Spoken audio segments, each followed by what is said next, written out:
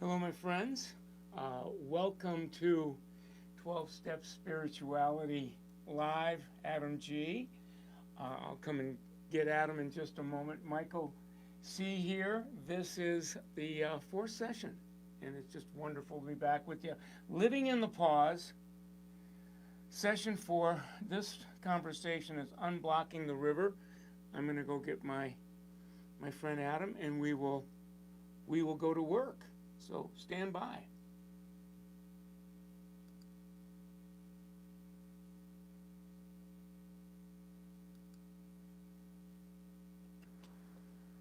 Hi, Adam. Hey, Michael. Good to have you back. Yeah, it's good to be back. Um, we took what was it, a 2 week, let's call it a 2 week sabbatical, shall we? Yeah, To practice what we preach, take pause, reflect on the conversation uh, to now and where we move from here. And I think we're good to go. So, as we were preparing for this one, we were talking about this extraordinary analogy that Thomas Keating used, and I thought maybe you might get us going with that. sure, Michael. Well, it's good to be back. This started with you and me once again on your back porch, Yes.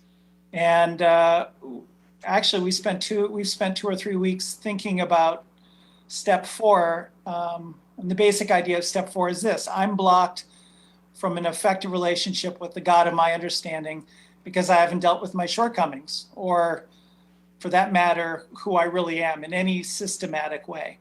And these blockages, these shortcomings, keep me in a state of believing I'm separate from you, I'm separate from God. It's it's unfinished business that lives in my mind and ends up running my life. So we're chewing on all this, sitting on your back porch. And at the same time, I'm preparing for a talk I'm about to give on thoughts and the use of the sacred word in an introduction to centering prayer workshop. And I re-encounter Thomas Keating's favorite analogy for centering prayer. And so I had you get your friend Rob to do some slides. I'm going to share one now as I read Thomas Keating's analogy briefly here. So Thomas says, our consciousness is like a great river on the surface of which our superficial thoughts and experiences are moving by, like boats or debris. Let me see if I can get some of these going. Like boats or debris, water skiers, more boats, ducks. The river itself is the participation God has given us in his own being, right? So the river represents, in this analogy, the possibility of our relationship with God. It's the river, it's always flowing, but we are ordinarily unaware of it because we're absorbed with what is passing by on the surface of the river. So you see, when I came to centering prayer the first time, I'm sure I sat down and then my mind just kicked into gear. And all I can do is see those boats. And I had some nice mentors, and here's one walks up and he says, hey, listen, the centering prayer deal is simple. You say a sacred word, you let go of those boats. Kind of comforted me. We tried it and I did it together, and that's important with another person. And now the boats are just going by on the river. And I can just let those boats go by. So my consciousness is like a great river. The surface are my superficial thoughts and experiences. They're moving along. I let them go, but I'm ordinarily unaware that that river even exists because I'm so absorbed with all that's passing by on the river. So we were talking about that and the possibility of, well, how can we combine that analogy with our step four? And that's where you and I kind of jumped off.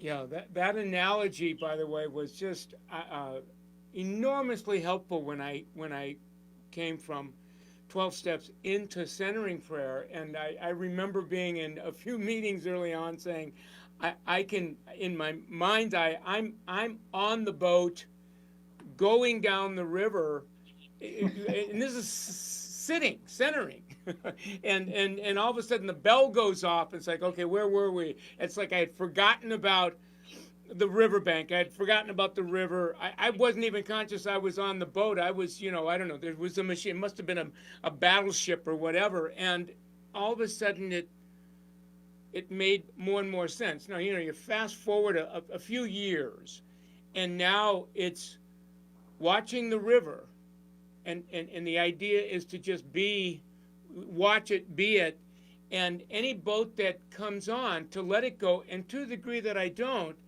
there's another thought getting in the way of my oneness with this extraordinary awareness called something in me that's greater than me.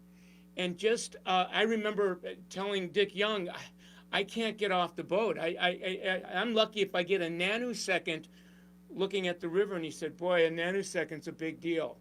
Just a nanosecond means a lot, if maybe not when I'm sitting, but when I'm back, out of my prayer chair, out of my seat and in the street, something happens in my experience that wasn't there before.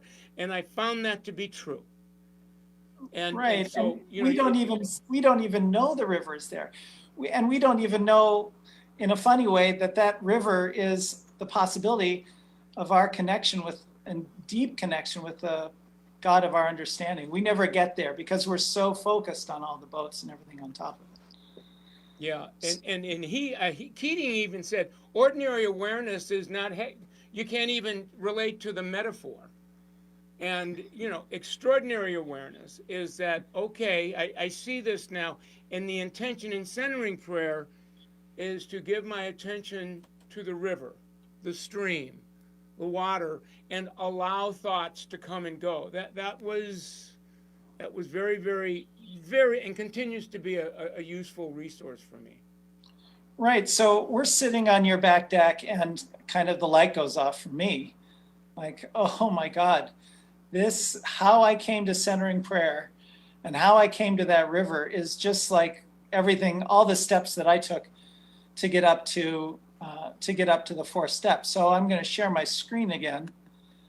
And so here I am at step 1. I'm in the desert. I'm defeated, pitiful and incomprehensible demoralization. I'm thirsty. I don't even know there's a river. And I'm ready to give up. And I give up. And then I go to a meeting. And everyone there is so kind and welcoming and helpful. They're not crawling around on their knees. They're not thirsty. And I start to get a little hope. And maybe, just maybe, this could work for me. And that's step 2. I come to believe. And they keep talking about, you got to go to the river. You got to go to the river. So I'm like, by the time I've gotten to step 2, my mind was open by my desperation. I'm ready to go. So I make a sort of a decision, which I think is turning my life and will over. But really, I'm just saying, I want what they have. I want it now. And I take off for that river. And I'm ready to dive in. This could be the relief that I'm looking for. So I'm off on a jog, but I can't get to the river. And I find I can't jump right in. And I don't know why. And there's boats on the clouds, there's boats everywhere. I can't get to it. But this is where the sponsor steps in and taps the brakes a bit. And he explains the need for inventory.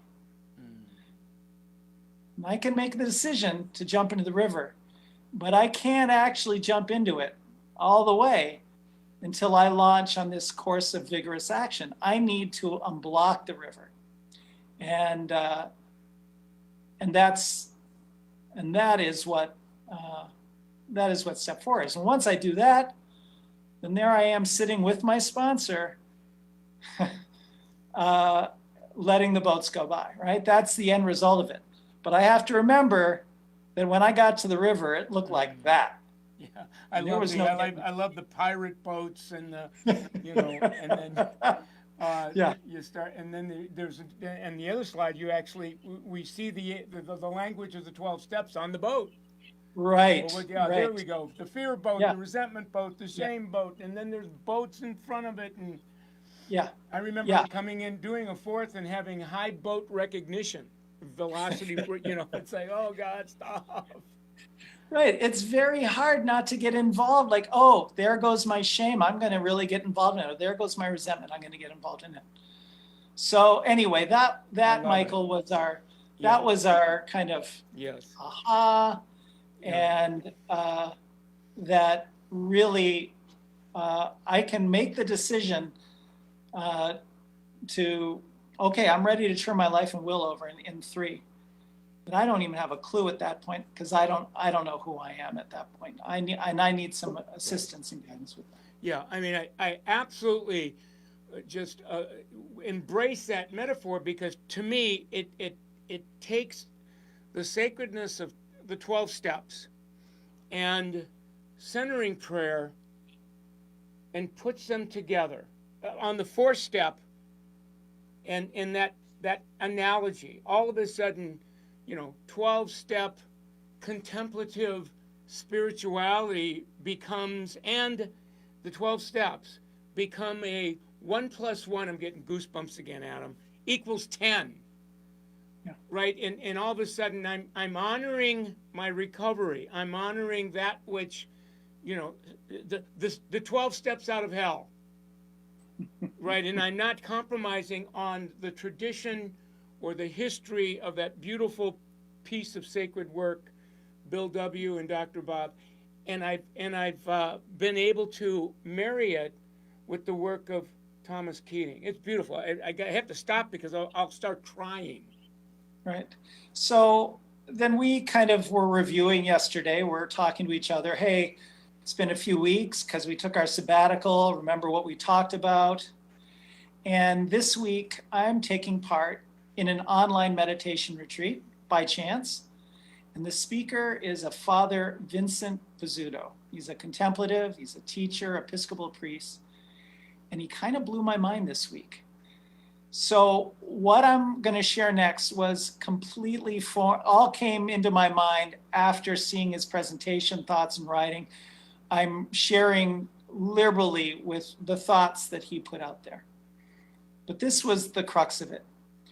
We may think of spiritual awakening as happening when we are worthy enough. I hear this all the time.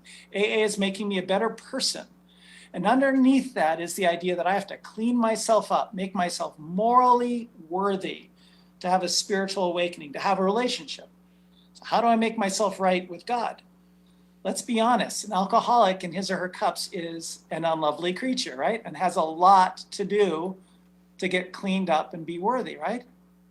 I think many, if not all of us, suffer from this misconception, or I would call it an illusion, that through my humanness, through my shortcomings and failures, I was separated from God. And now I'm getting reconnected by cleaning up things. Well, if centering prayer has taught me anything, it's that the connection with God exists all the time. I barely need to seek it or strive for it. I just need to consent, to just say yes. So my aha moment was this. A spiritual awakening is a deep understanding and acceptance that I can quite simply return to God who is already there, is never separate, was never separate. And the first step of this happens when we're humble enough to reveal our whole selves to God, to ourselves, to another human being. So I humble myself in 4 to really reveal my whole self. And remember, I'm revealing to myself as well. So before we return to God, we must return to ourselves, not punish, not reprimand, not scold, just return to ourselves by looking honestly at our whole selves. And what if I could do that without shame or recrimination? Instead, with gentleness, and self-compassion. Wouldn't that make the fourth step easier to swallow? So I'm going to close with this, because Vincent closed with this. He closed with my favorite parable, the parable of the prodigal son, which I've always read as, well, God loves us even when we're at our lowest moment, right? So to recall, son asks for his inheritance. Dad, give me mine. Essentially splitting from his father. I don't need you anymore. Off he goes. We know what happens. He hits his bottom. He's one of us. And he takes stock while he's kind of leaning over the pig trough, eating out of the pig trough, right? That's where his disease took him, right? And he thinks, I could go back. I could live out in the workhouse and work for my dad. It would be better than this.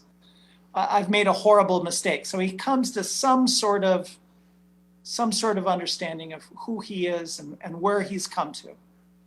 And he makes the decision to go back. And he's heading back.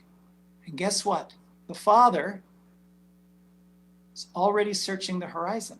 He's already waiting for his son to come home. And the father rushes out, runs across the field. And he's not interested in an apology. He's only interested in his return. The father could have just said, welcome back, clean yourself up, get in the bunkhouse with the staff. Think of us at the end of our addiction. That would have been so wonderful. But what does the father do instead? He kills the fatted calf. He throws this huge party. So this parable reminds us that this crazy abundance of love and welcome, and all that is required of us is return.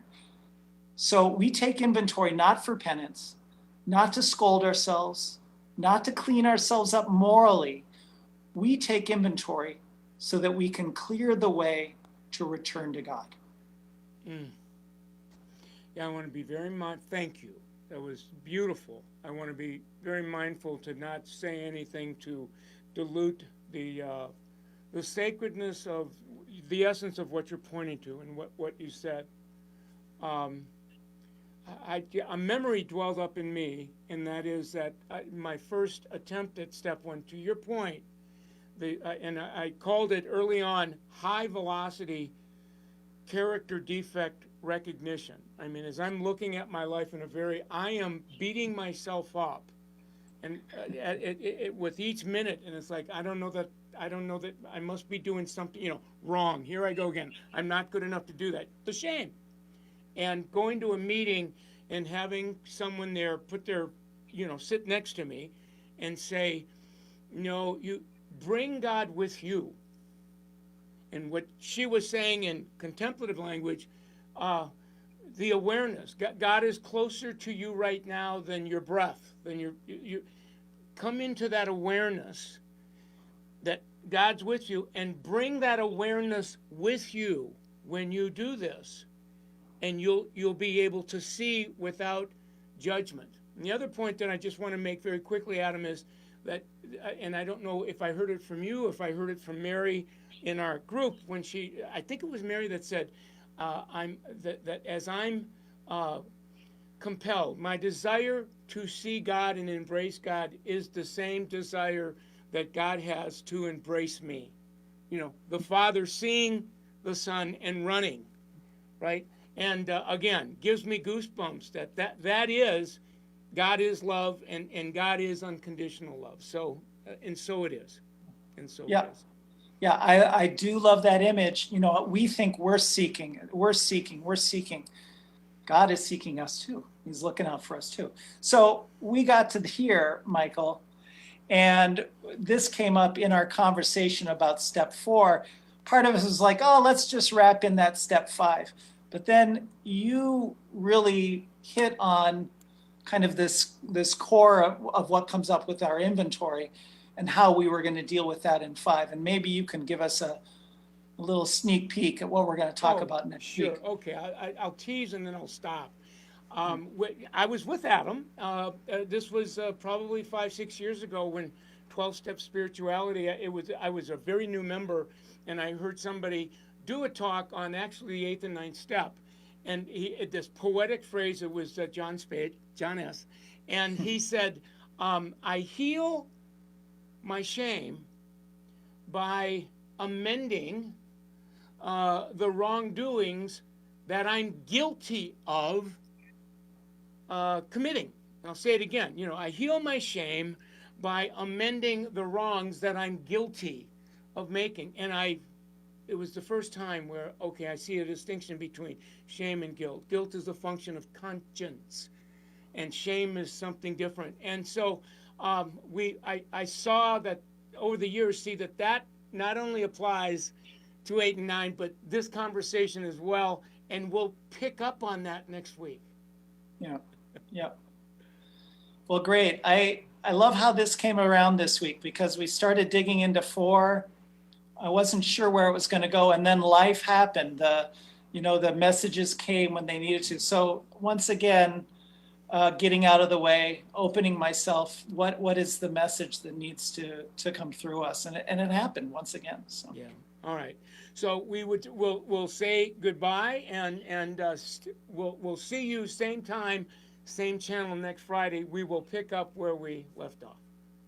Thank you, Michael. Oh, thank you, Adam.